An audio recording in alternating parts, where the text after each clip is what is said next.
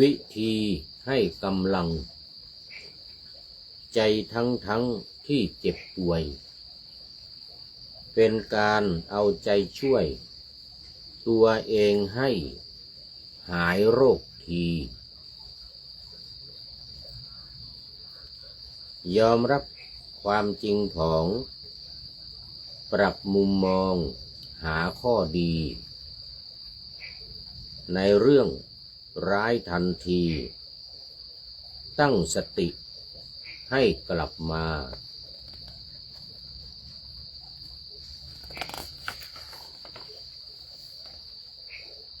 อยู่กับ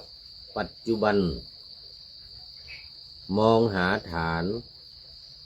ข้อมูลกล้าทางการแพทย์สาขาที่เชื่อถือได้แน่นา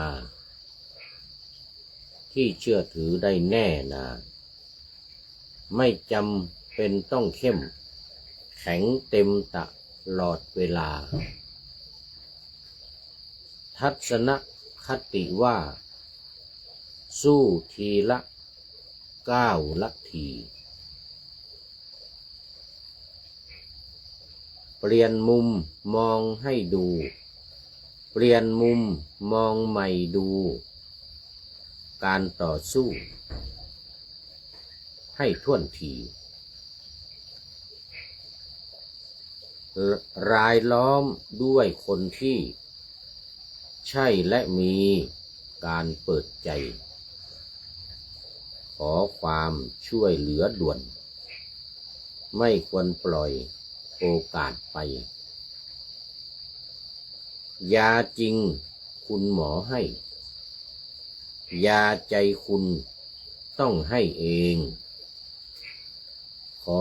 ถวายความนอบน้อมแด่พระรัตนตรัยมีพระพุทธเจ้าเป็นต้น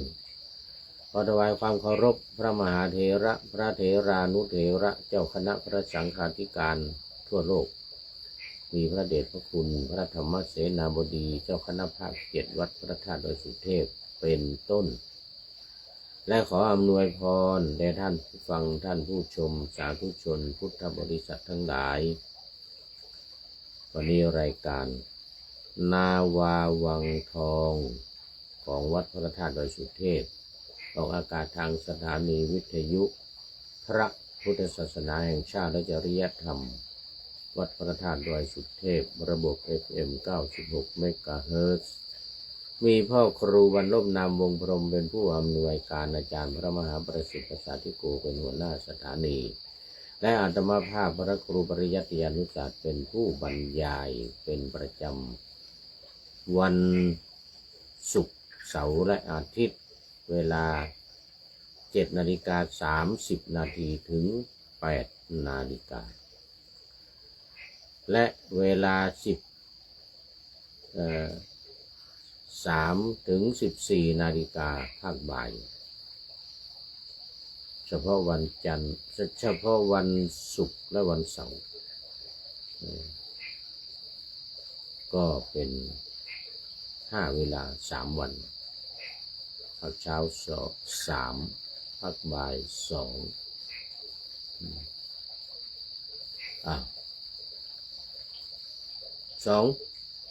สถานีวิทยุเพื่อการศึกษาพระพุทธศาสนาและวัฒนธรรมวัดฝายหินมีพระครูสมุวิสุวัฒน์วรกิจโจเป็นผู้อำนวยการนำออกอากาศเวลา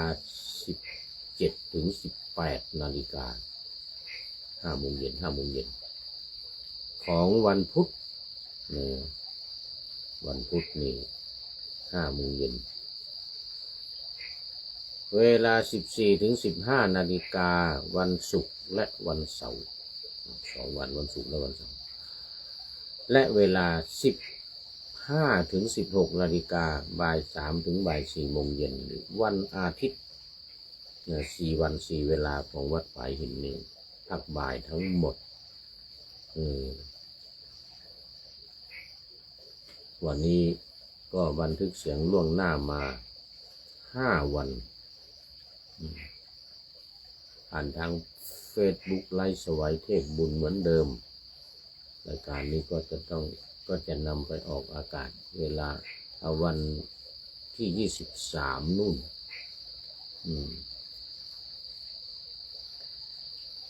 แต่บันทึกวันนี้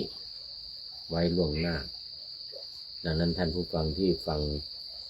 ทางวิทยุวันที่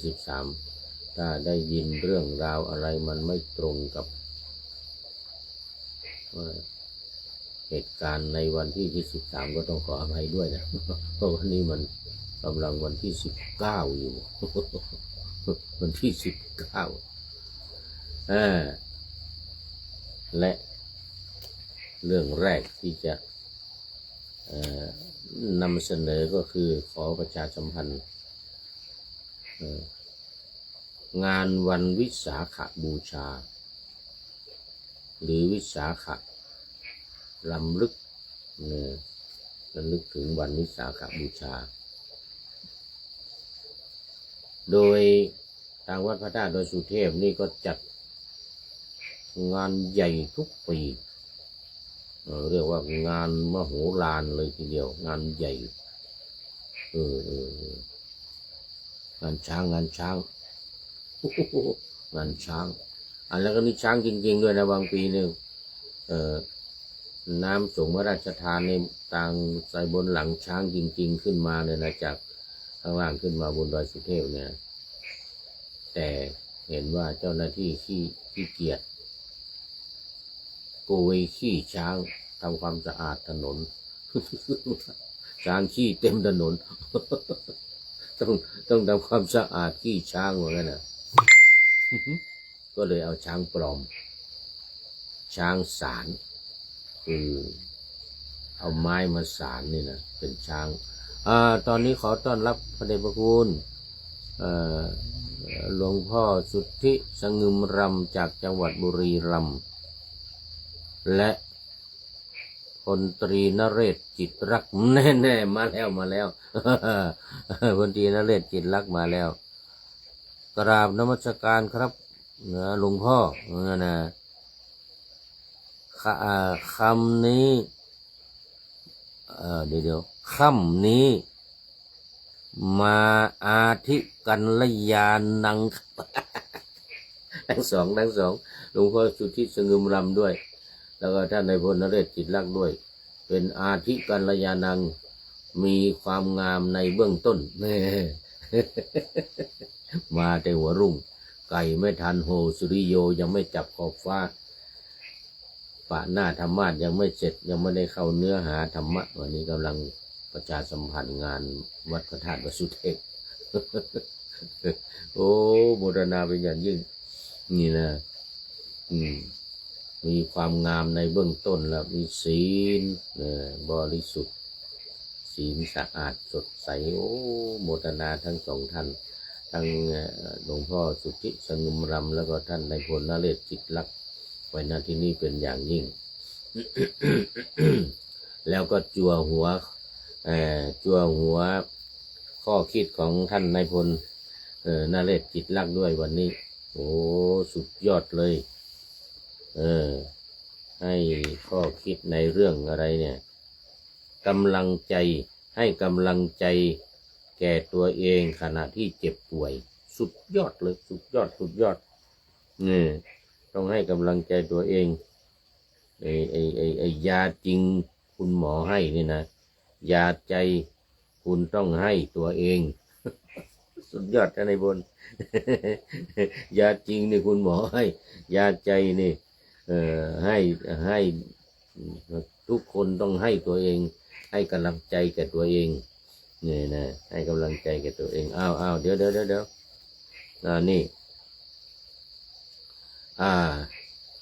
วันที่25ถึงวันที่29นี้เจริญพระพุทธมนต์สมโภชน้ำสงฆ์พระราชทานของพระบาทสมเด็จพระวชิรเกล้าเจ้าอยู่หัวพระบาทสมเด็จพระเจ้าอยู่หัวเนี่ยนะพระวชิรเกล้าเจ้าอยู่หัว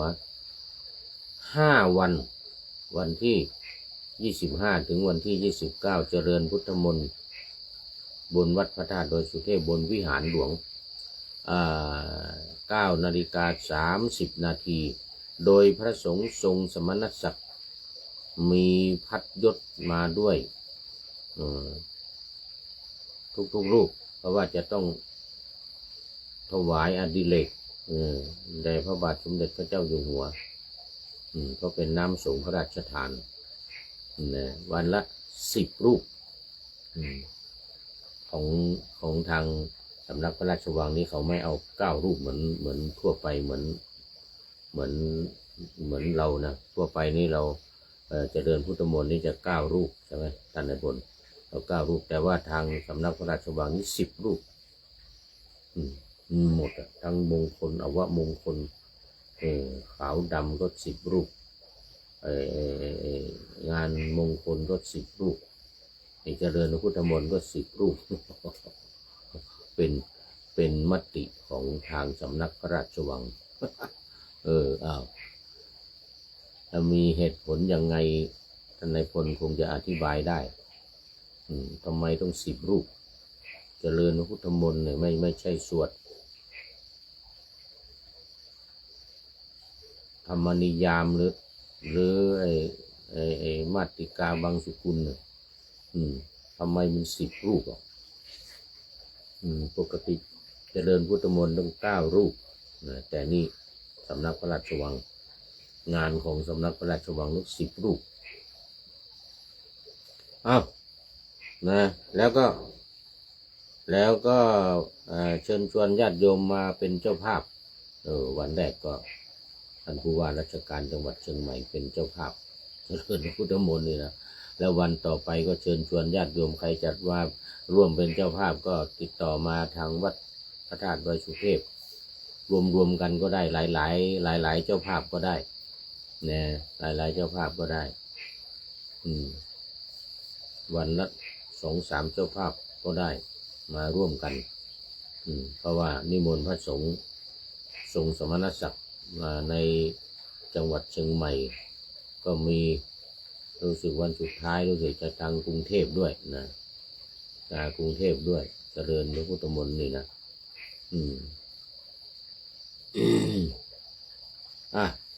แล้ววันที่30ก็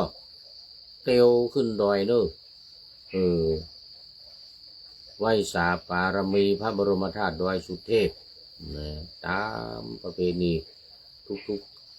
ทุกปีที่ผ่านมาแล้วก็อัญเชิญน้ำสงฆ์พระราชทานนนเอาไปตั้งที่ลานครูบาเจ้าศรีวิชัยหน้าวัดศรีโสดาหน้าบันไดนาคเลย หน้าบันไดนาควัดศรีโสดาตอนนี้วัดศรีโสดามีบันไดนาคลงทางด้านทิศตะวันออกหน้าวัดสุดยอดเลยก็ทุ่มครึ่งนะเริ่มพิธีนะทุ่มครึ่งก็เริ่ม เดินขึ้นดอยสุเทพเลยเป็นขบวนตั้งแต่ขบวนแรกของท่านผู้ว่าราชการจังหวัดเชียงใหม่นั่งบนวอเลยนะแล้วก็ต่อมาก็ท่านอธิการบดีมหาวิทยาลัยเชียงใหม่มหาวิทยาลัยราชภัฏมหาวิทยาลัยเทคโนโลยีเนี่ยลานนาดอยสุเทพเนี่ยเชิงดอยสุเทพเนี่ยนะขึ้นมาเป็นขบวนแล้วก็นุ่นตำรวจภาค5อธิบดีกรมตำรวจอธิบดีตำรวจภาค5นะแล้วก็ศาลอาญาภาค5มาเป็นขบวนตามกันขึ้นมาตี 5:30ไม่เกินตี 5:30นี่ก็ถึงบนดอยสุเทพผ่านจากศรีโสดานั่นก็เป็นวัดของโสดาบันแล้วก็มาสกทาคามีเนี่ยสกิทาคามีวัดผาลาดนี่สกิทาคามีนะแล้วก็มาที่ชมดาวที่หอดูดาวของ หอดูดาวสิรินธร ของสมเด็จพระเทพนะตรงนั้นเป็นวัด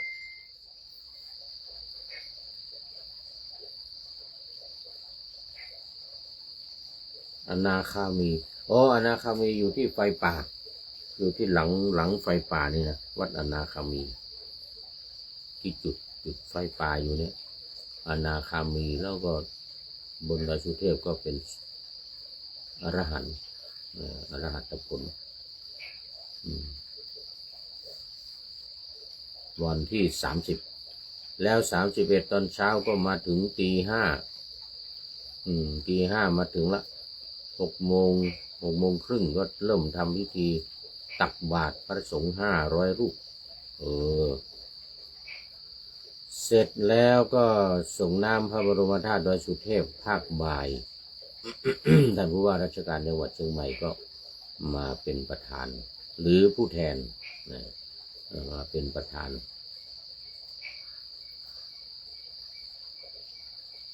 ท่านนายพลบอกว่าค่ำนี้มาอาทิกัลยาณะเบื้องต้นอาทิกัลยาณะงานที่1ผ่านไปงานที่2วันกตัญญูของวัดป่าแดงซึ่งเป็นวันคล้ายวันเกิดของพระเดชพระคุณหลวงพ่อพระครูโคสิทธิ์ปริยัตยาภรณ์หลวงพ่อเจ้าคณะตำบลสุเทพเฟส 1ก็วันที่25เดี๋ยววันที่26วันเดียววันที่26เจริญพระพุทธมนต์นี่เหมือนกันสืบชะตาหลวงพระเดชพระคุณหลวงพ่อพระครูโคสิทธิ์ปริยัตยาภรณ์แล้วก็พระสงฆ์ในวัดป่าแดงคณะสัตยาติโยมวัดป่าแดงด้วยมานั่งกันเต็มในวัดเลยวันนั้นนะก็เชิญชวนประกาศเชิญชวนญาติโยมที่ในตำบลสุเทพในอำเภอเมืองเชียงใหม่ในตำบลลี้หลวงอำเภอลี้จังหวัดลำพูนด้วยว่าเป็นบ้านเกิดเมืองนอนของท่านพระครูโคสิทธิ์ปริยัตยาภรณ์วัดบ้านกลางตำบลลี้หลวงอำเภอลี้จังหวัดลำพูนตอนนี้ขอต้อนรับไกรสอนนาคาปู่ฤาษีไกรสอนพนานไกรสอนปู่ฤาษีปู่อาจารย์วัดเชียงยืนโมทนามาแล้วเป็นมัชชิมาเป็นมัชเชกัลยาณัง ถ้ำงามในถ้ำกลางเป็นมัชเชกัลยาโนแล้วปู่ฤาษีเราวันนี้ ไกรสอนสวัสดีครับท่านเดี๋ยวไม่มีสวัสดีกันดีครับท่าน สวัสดีไม่ต้องมีรู้กันดีครับท่านนะปู่ฤาษีไกรสอนเรานี่นะโมทนาเป็นอย่างยิ่งหมดแล้วคราวนี้มาเนื้อหาสาระของธรรมะกันแล้วนี่นาวาวังทองนาวาวังทองค้างไว้เมื่อวานเมื่อวานรายการเมื่อวานที่ผ่านมาถึงตอนที่พระรันเทวีอุปลีไปเกิดเป็นด้วงขี้ควาย เกิดเป็นด้วงขี้ควายนี่เรื่องการทำบุญเรื่องอะไรนี่เรื่องการไม่ทำบุญเรื่องอะไรนี่สำคัญมากเนี่ยรายการนาวาวังทองเรานี่เน้นในเรื่องของการทำบุญไม่ต้องไปรอให้คนอื่นทำให้เวลาเราตายไปนะแต่มันก็ถ้าพลาดผิดพลาดก็ต้องหวังผิดพลาดก็ต้องอาศัยการทำบุญอุทิศไปให้นะอย่างอุปลีเนี่ยนะอุปลีนี่ถ้าไม่มีใครอุทิศส่วนกุศลไปให้ก็เสร็จนะวันนี้เล่ามาถึงเมื่อวานนี้เล่ามาถึงต ตอนที่อืมอืมมีพระรูปหนึ่งเนี่ยมีพระรูปหนึ่งบวชแล้วอยากจะสึกพระภิกษุทั้งหลายก็บอกอย่าเดี๋ยวใจเย็นนะ ไปหาพระพุทธเจ้าก่อนพระพุทธเจ้านี่จะต้องมีวิธีการแนะนำนะพากันไปพากันไปหาพระพุทธเจ้าพระพุทธเจ้าก็แนะนำจริงๆเลยทีเนี้ยบอกว่าผู้หญิงคนเนี้ยคืออย่างนี้ภิกษุคนนี้ระลึกถึงแต่ภรรยาเก่านะแล้วลึกถึงแต่ภรรยาเก่าของตัวเองจะจะทำอะไรจะทำสมาธิภาวนาหรือจะสวดมนต์จะอะไรมันก็ไม่ได้สักอย่างนึกขึ้นมาหรือนั่งจะทำสมาธิก็ใบหน้าของปุลานะทุติยิกาเมียเก่าขึ้นมาด้านในบนบนอ่านไกรสอนบนอ่านไกรสอนเนี่ยอันเดี๋ยวนี้มีอีกไกรสอนหนึ่งแล้วเนอะบนอ่านวัดท่าไคร้อำเภอแม่ริมอันนั้นก็ไกรสอนเหมือนกันกำลังลาสิกขาเมื่อ2-3 วันที่ผ่านมานี่โอ้อำลาญาติโยมกันใหญ่เลยอันนั้นก็ไกรสอนนาวามั้งเดี๋ยววราไกรสอนวราอันนี้ในไกรสอนนาคาพ่อหนานเป็นพ่อหนานละพ่อหนานไกรสอนละไกรสอนละนักเทศกันมัตสีนักเทศกันมัตสีเนี่ยเสียงดีเทศมัตสีนะมาเทศวัดดอยสุเทพนี่ประจำเลยท่านพระครูนะลาสิกขาแล้วไม่เป็นไรมาเรื่องนี้ มาเรื่องนี้พุทธองค์ก็ตรัสว่าดูก่อนภิกษุว่างั้นนะหญิงนั้นไม่ได้ทำให้เธอโหยหาแต่ในครั้งนี้เท่านั้นนะแม้เมื่อก่อนเธอก็ได้รับทุกข์ใหญ่หลวงเพราะหญิงนี้เหมือนกันนะแล้วก็เมื่อวานนี้ภิกษุทั้งหลายอาราธนาพุทธองค์ก็จะนำอดีตที่ทานมาเล่าให้ฟังแต่ว่ายังไม่ทันมันหมดเวลาไปซะก่อนวันนี้ได้เล่าแน่ วันนี้มาต่อเอาต่อเลยณพระนครณแคว้นกาสีพระเจ้าอัศกะผู้ครองนครปาตลิมีอัครมเหสีรูปโฉมงดงามพระนามว่าอุพลีเป็นที่รักใคร่อันนี้ว่ามาแล้วเมื่อวานแล้วนี่ว่ามาแล้วเป็นที่รักใคร่ของพระเจ้าอากาศะเป็นอย่างมากขออภัยถ้าน้องหญิงอยากได้พี่จะสั่งให้ทหารไปเสาะหามาให้ว่างั้นนะเดี๋ยวมาถึงตอนที่ชาวเมืองหม่อมฉันได้ยินหมอหลวงบอกว่าทางใต้เมืองเราเนี่ยมียาดีที่ช่วยบำรุงผิวพรรณหูงามมาเหสีนี่สวยงามมากแต่ละวันนี่แต่งตัวโอ้โหทำให้อยากจะให้พระราชาหลงไหลใฝ่ฝันแต่ตัวเองคนเดียวไม่ให้ไปสนใจคนอื่นไงแต่ตัวเองก็สวยจริงนะมีความงามก็อยากได้ยาเหมือนกันหม่อมฉันอยากจะลองนำมาใช้ดูเหมือนกันนะเสด็จพี่จะว่ากระไรเพคะนั่นแหละ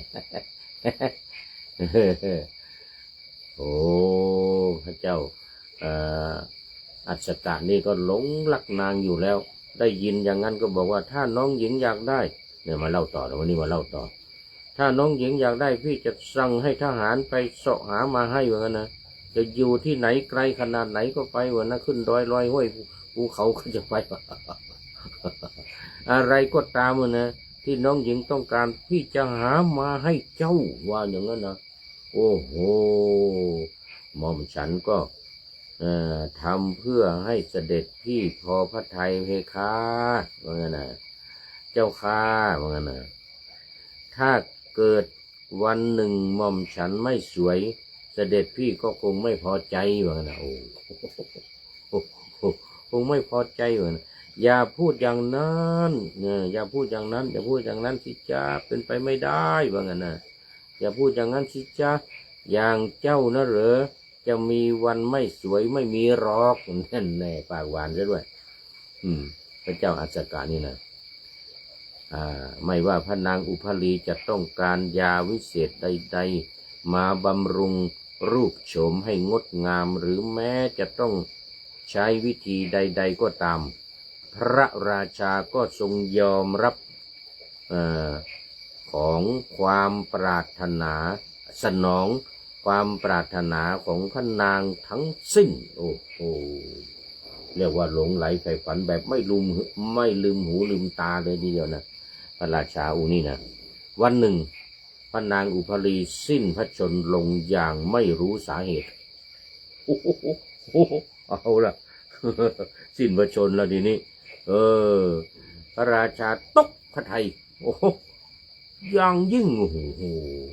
จะหมดเวลาแล้วด้วยจะหมดเวลาอีกแล้วพระราชานี่ตกพระทัยอย่างยิ่งโอ้โหพี่จะอยู่ได้ยังไงเนี่ยนะหากขาดเจ้านี่พี่ต้องตายแน่ๆร้องไห้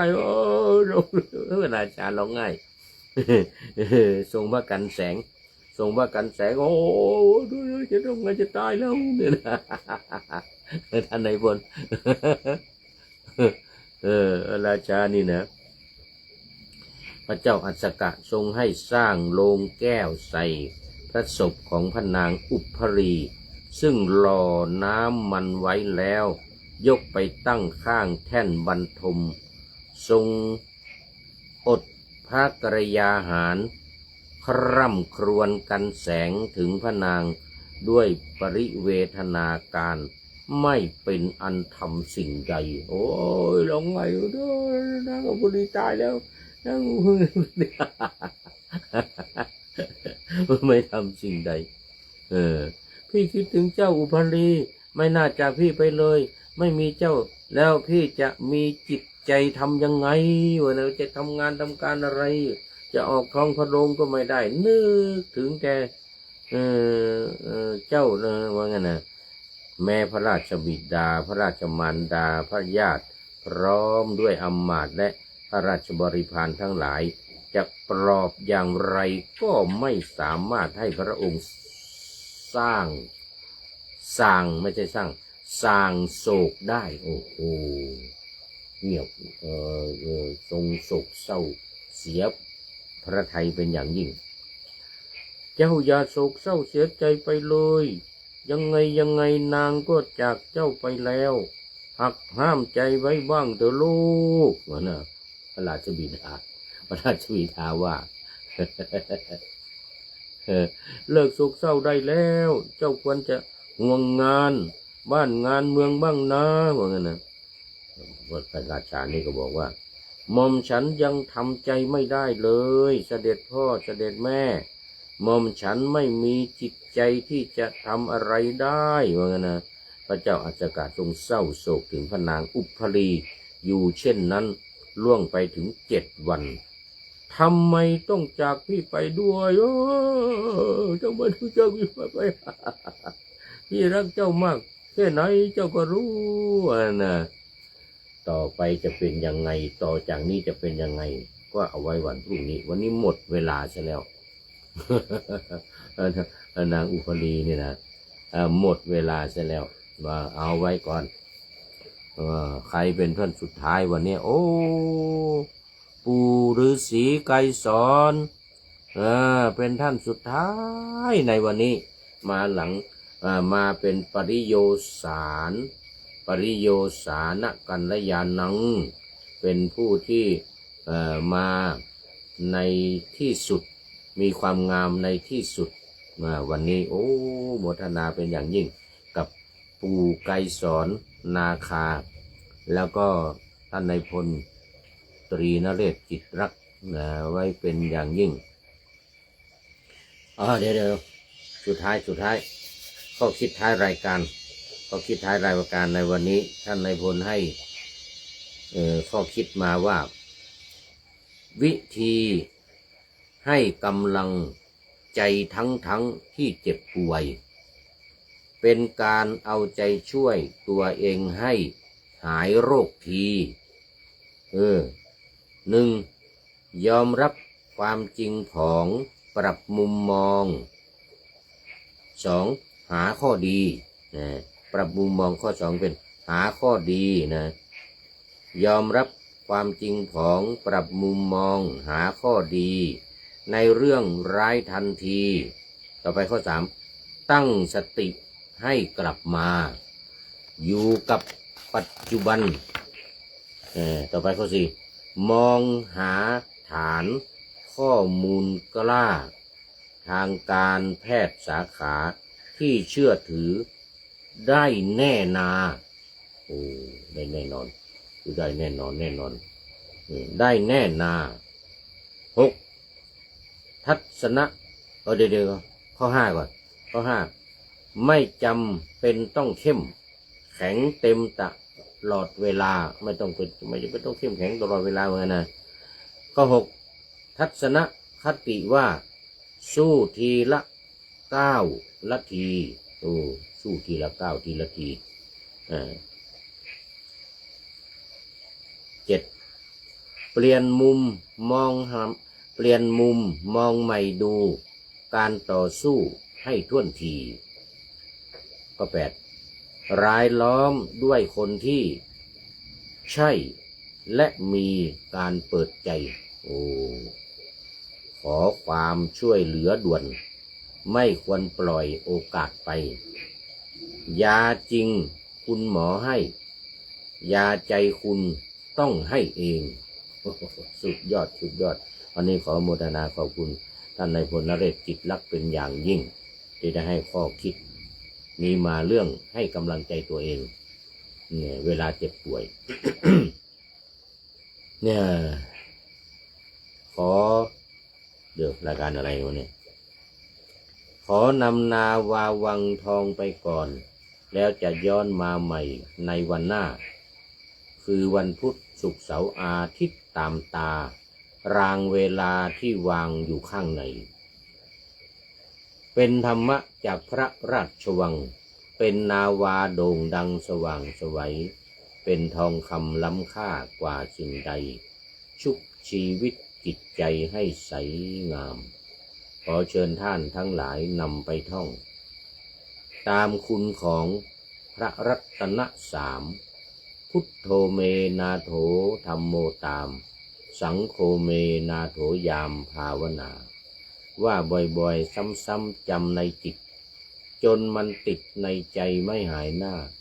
นอนนั่งยืนเดินจำทุกเวลาตั้งแต่ตื่นขึ้นมาถึงหลับไปขอทุกท่านได้ผลจากปฏิบัติได้กำจัดความทุกข์พบสุขใสพลันปลอดโปร่งโล่งสบายทั้งกายใจอยู่ที่ใดใจสงบพบนิพพานขอเจริญพร